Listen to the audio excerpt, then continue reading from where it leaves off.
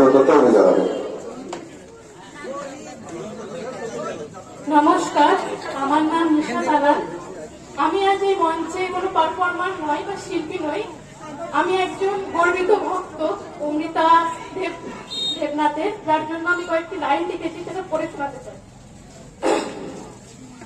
আজ এই মঞ্চে দাঁড়িয়ে আমি শুধু একজন অভিনেত্রীর কথা বলবো না, আমি বলবো একজন মানুষের কথা যার ভেতরে আছে স্বপ্ন, ত্যাগ, ভালোবাসা আর অসীম উদারতা।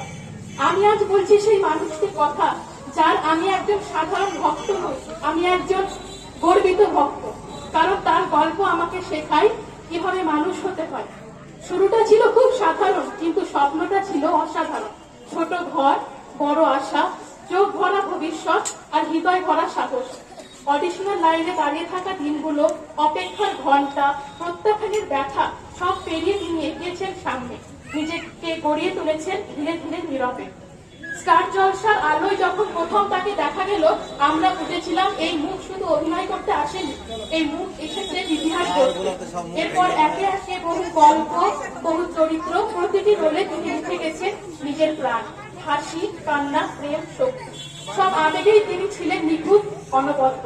কিন্তু আজ আমি শুধু ক্যামেরার আলোয় থাকা মানুষটিকে বলছি না, আমি বলছি সেই মানুষটির কথা যিনি পর্দার বাইরে আরো বেশি শুনছেন। আমি জেনেছি তিনি তার জীবনে অনেক কিছু ত্যাগ করেছেন, অনেক স্বপ্ন থাকতে হয়েছে, অনেক কষ্ট চুপচাপ মুখে জুড়ে